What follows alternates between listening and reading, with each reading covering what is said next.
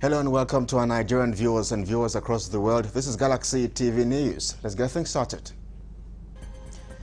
President Muhammadu Buhari confirms and ratifies Nigeria's International Curfew Agreement membership signed in 2007.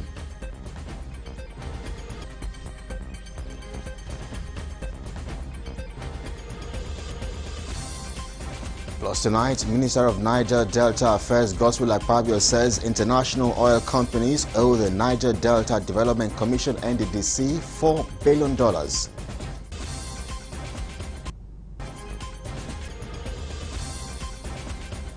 And outside Nigeria, U.S. President Joe Biden says U.S. troops may stay in Afghanistan beyond withdrawal deadline as armed Taliban fighters prevent desperate evacuees from reaching Kabul's airport.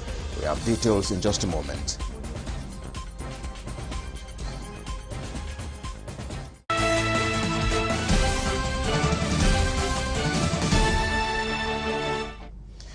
And now, wherever you're watching from around the world, we are live from our studios here in Lagos, Nigeria. I am Kelly Egiga. On our first story tonight, President Muhammadu Buhari has confirmed and ratified International Curfew Agreement 2007 following Federal Executive Council FEC approval of Nigeria's membership of the International Curfew Organization (ICO). The Council had drawn a conclusion on the agreement on October 21, 2020, with emphasis on Conclusion 10, which approved the preparations of the instrument of ratification of Nigeria's membership of the organization and International Curfew Agreement of 2007. In a statement issued on Thursday, the Senior Special Assistant to the President on Media and Publicity, Garba Shehu, said the 2007 agreement will strengthen the ICO's role as a forum for intergovernmental consultations, facilitate international trade through increased transparency and access to relevant information, and promote a sustainable curfew economy for the benefit of all stakeholders and particularly of small-scale farmers in coffee-producing countries. In the meantime, the Nigerian government is very keen on exploring the capital market as a key source of generating funds to bridge the country's huge infrastructure deficit gap. This is the submission of Zainab Ahmed, Nigeria's Minister of Finance, Budget and National Planning, at the National Workshop of the Chartered Institute of Stockbrokers held in Abuja, the nation's capital. Galaxy's Godfrey Shomoge was there and has details. The Nigerian capital market ranks among the most vibrant globally, one which the government acknowledges as being a key driver of the economy. And the finance minister at the National Workshop said, in recent years, the market has been a ready source of funds for about 44 road projects. You recall that between 2018 to 2020, the federal government of Nigeria, through the Debt Management Office, had raised up to about 669 billion naira from the capital market through 3 different issuance of sukuk bonds. This financing was used to construct and rehabilitate over 44 roads across the 6 geopolitical zones of our country.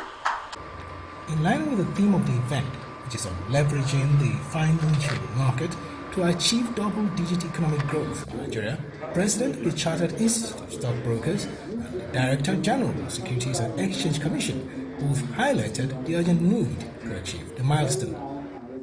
We obviously need to push for an annual average GDP growth rate of 10% or more over the next 10 to 20 years to achieve the potential inherent in our economy and to improve the standard of living of our people.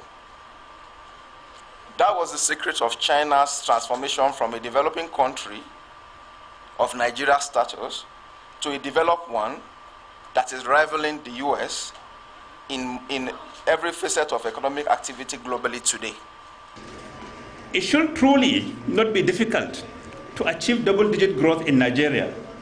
Most of the key factors of production are here: a large, vibrant, youthful population, arable land, abundant rainfall, good drainage, and a large and growing pool of savings. Infrastructure is the area where we have a major problem.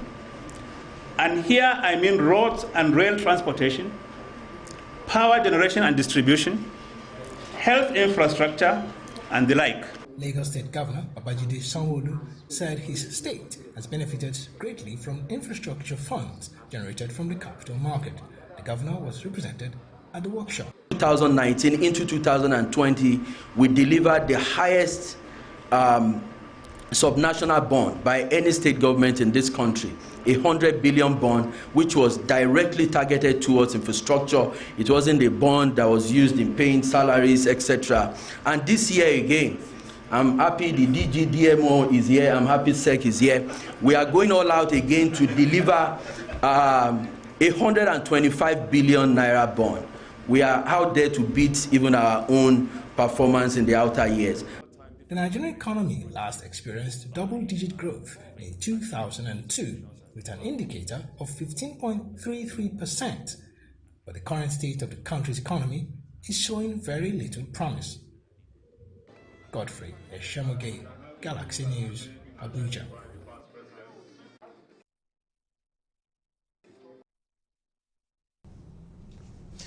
And now, Senator Godswill Akpabio says oil firms operating in the Niger Delta region have defaulted in their statutory remittances to the Niger Delta Development Commission (NDDC) to the tune of $4 billion. Akpabio, who is the Minister of Niger Delta Affairs, made the claim on Thursday at the weekly ministerial briefing held at the State House, Abuja.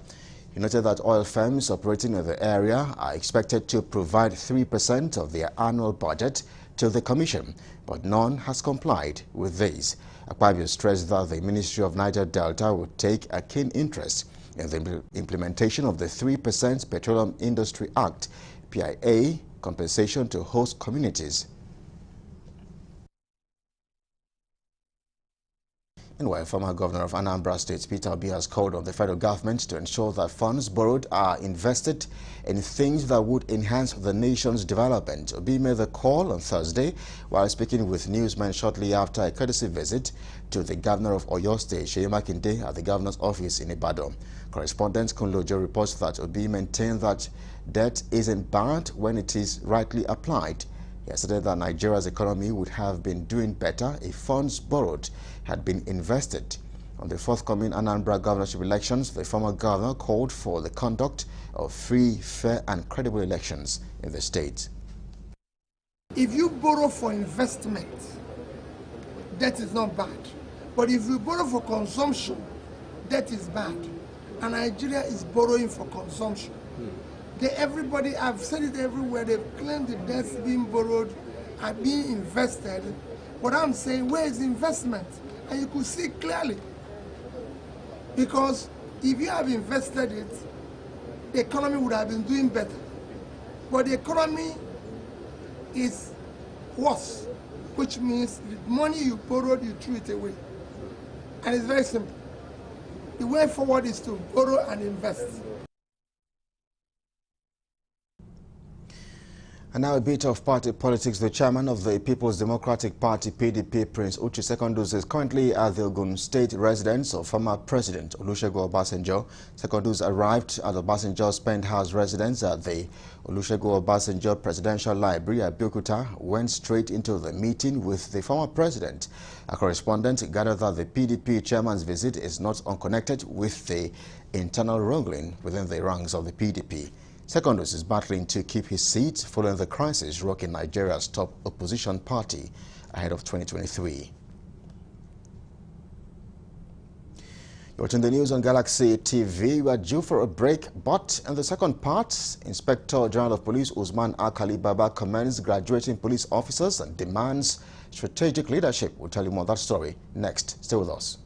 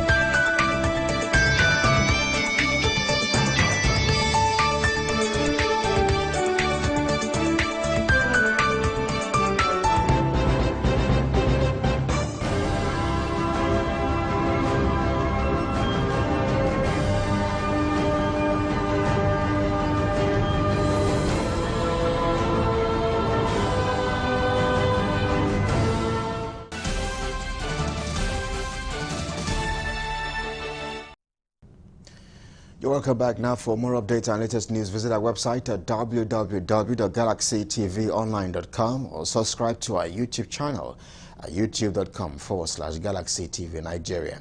You can follow or interact with us on our Facebook page at facebook.com/GalaxyTV. Don't forget to follow and tag us on our Instagram page at officialGalaxyTV. If you have breaking news around you, you can avail our eyewitness feature via WhatsApp. Simply share a story by sending short clips or videos of the news on 0818 666 669. Our social media platforms are user-friendly and can always accommodate your live update and comment.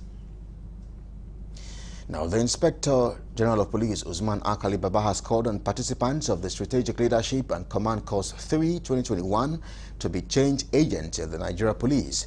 Baba made the call at the graduation ceremony of the course participants in Abuja on Thursday. The IGP said the Strategic Command course is to keep in tune with global policing dynamics towards raising the standards of policing and endangering improved service delivery by the Nigeria Police and other law enforcement agencies. The National Institute of Police Studies has therefore come to stay. It has started bridging the gap created by inadequate slots in erstwhile strategic institutions by being the mainstay of strategic studies for senior superior police officers. We are happy for today's milestone and the handshake across the sub-region. We wish you all, the participants, good grace from this accomplishment and safe journey for all as you return to your bases, especially to Sierra Leone. In his remarks, Chairman of the Police Service Commission, Mr. Leo Smith, who was also represented by the Director of Discipline, Tijani Mohammed, said the passing out of the participants was timely in view of the present challenges facing the Nigeria Police. He called on the participants to imbibe the spirit of professionalism and good sense of leadership. I also congratulate the graduates on the successful completion of your training and hope that you will deploy the knowledge acquired thus far in the discharge of your duties to ensure that the security challenges plaguing our nation and elsewhere in the world is successfully tackled. In recent times, the role of the police as the lead internal security agency in the protection of lives and properties of citizens has come under serious security scrutiny due to the passive back role of the NPF in the fight against hitherto unknown crimes and criminality. Earlier in his remarks, the Inspector General of Police, Sierra Leone, Ambrose Michael, commended the leadership of the Nigeria Police Force for collaborating with his country, especially in the area of training and capacity building. The relationship between Sierra Leone and Nigeria on the socio-economic, technical, and security front continue to flourish.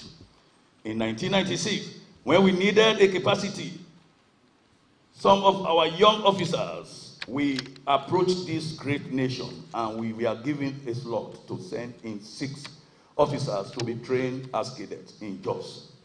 One among those 6 trained rose to the rank of the Deputy Inspector General, now retired, Mr. FBK Dabo.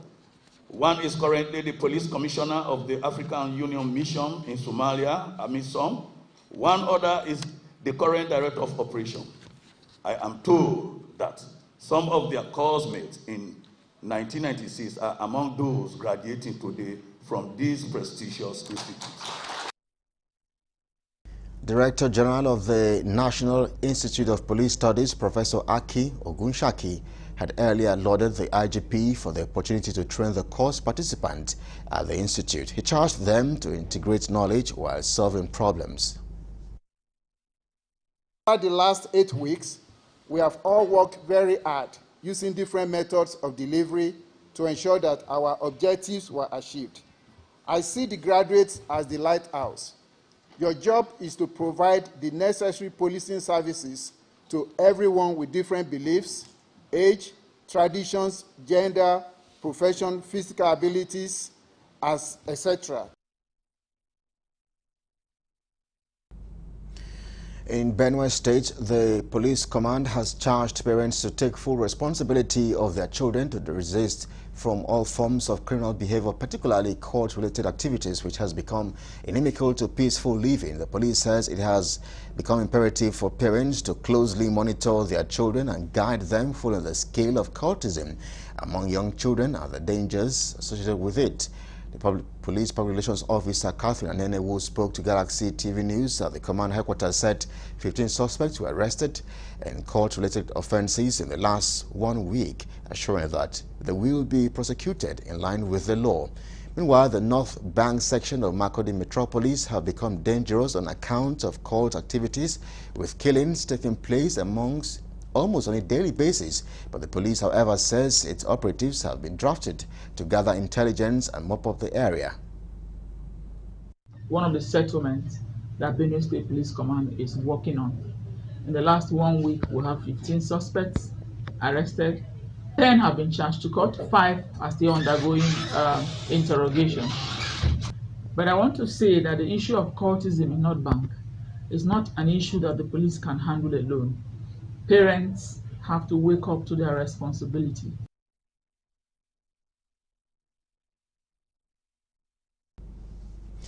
Now, as part of efforts to curb oil theft in Rivers State, the State Command of the Nigeria Security and Civil Defense Corps (NSCDC) has arrested 10 suspected oil thieves in various parts of the state. The State Commandant of the NSCDC, Aliyu Bature, who disclosed these in Port Harcourt while parading some of the suspects, reaffirmed that 4 trucks containing illegally refined petroleum product were among items seized from the suspect.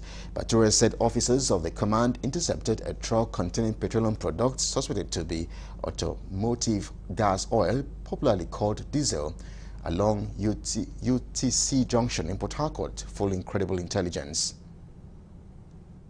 We are parading 10 suspects of oil thieves and 4 trucks conveying suspected illegal refined products. The command arrested 5 suspects conveying suspected stolen AGO stuck in a sack in a trailer truck along Trans-Amadi area. Some of the arrested suspects confessed to the crime, while the rest are currently undergoing thorough investigation and will be charged to court in due course. Commandant, who recently assumed office, vowed to put everything in place to nip crime rates in the bud, especially those relating to illegally oil businesses, and protect the country's critical assets in the state. Was arrested at Igu Island with 3 suspects. It contained an NGO suspected to be adulterated illegally refined products. Our message to the public is that we are not relented in dealing with all illegal bunkering. And we go to carry, then cause to go and carry something. Then from there, as we reach there, they unload the thing. The time when they unload the thing, me are not there around. So they come tell us, make we go. As we come there, to come move from there, I come see security agents just land there, come arrest us. For the time when they arrest us, I don't know what's in the inside. Yeah, because of my friend called me to come and direct motor tanker to Ikwele Road, when we know road. From there, they arrested me for near this Igu Island.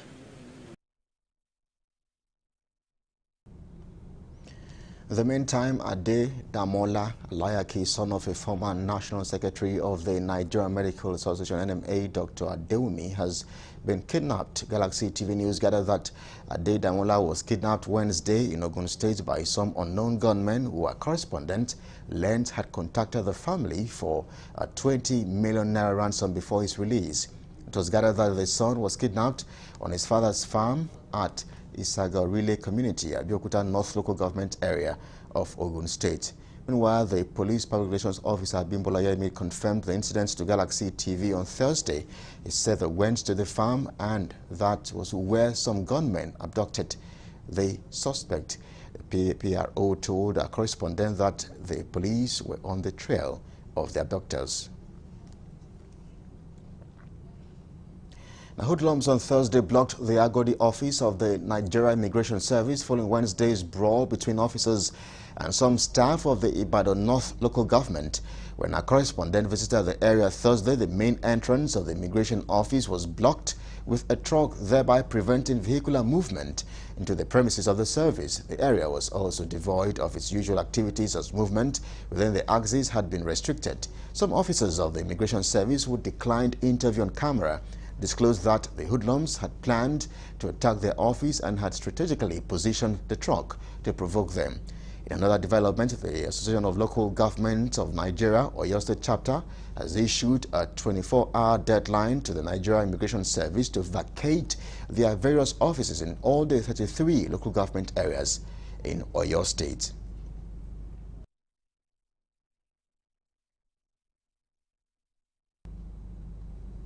To other stories, the Federal Road Safety Corps, FRSC, Kaduna State Sector Command said it prosecuted 1,008 traffic offenders in the month of July 2021. The sector commander, Hafiz Mohammed, told newsmen on Thursday in Kaduna that those prosecuted were arrested during a special intervention patrol. He explained that the special intervention patrol was to stem traffic law infractions within the metropolis and on highways and the attendant fatalities and life-threatening injuries. According to him, the offenders have been prosecuted for committing 1,115 offenses.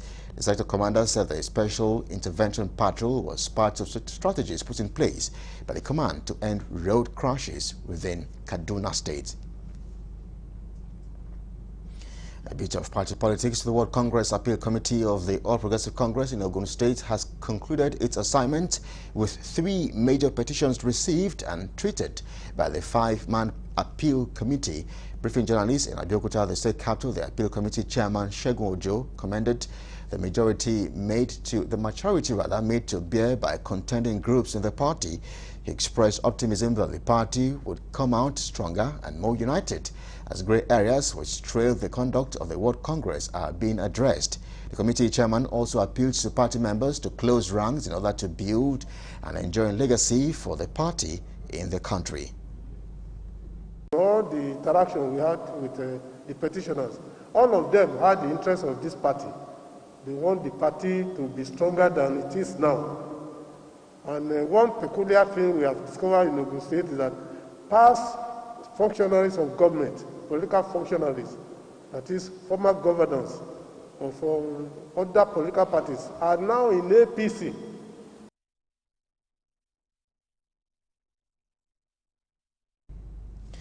And now let's join our international desk for more reports. Stay with us.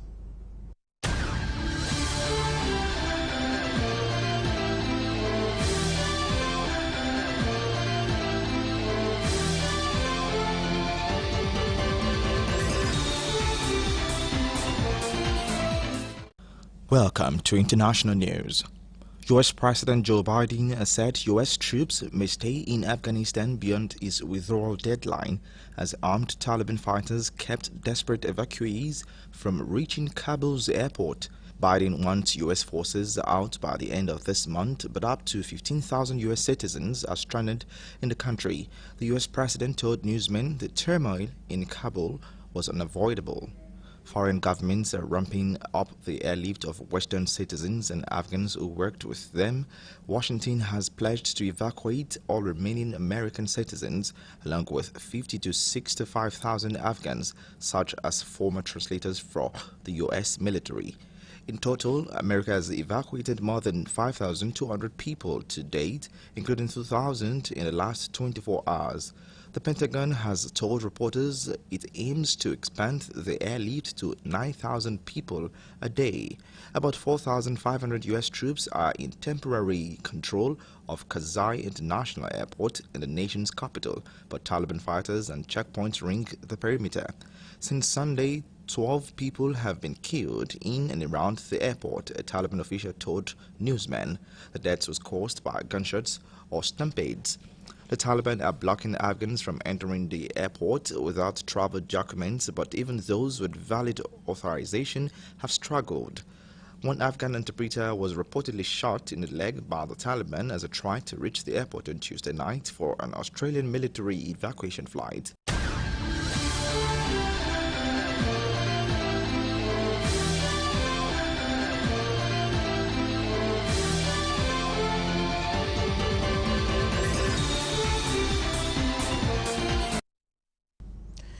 And the international news does it for us. But for more update and latest news, visit our website at www.galaxytvonline.com or subscribe to our YouTube channel at youtube.com/GalaxyTV Nigeria. You can interact with us on our Facebook page at facebook.com/GalaxyTV.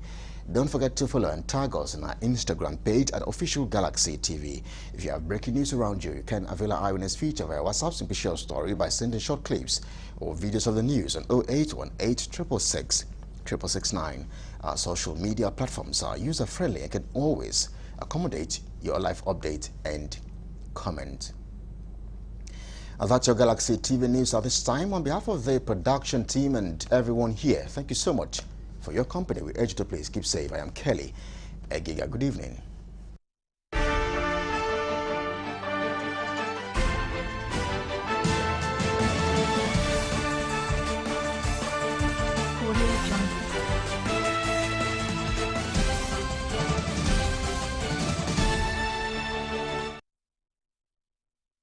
Looking fresh for your dates? Get even fresher with Close Up. New Close Up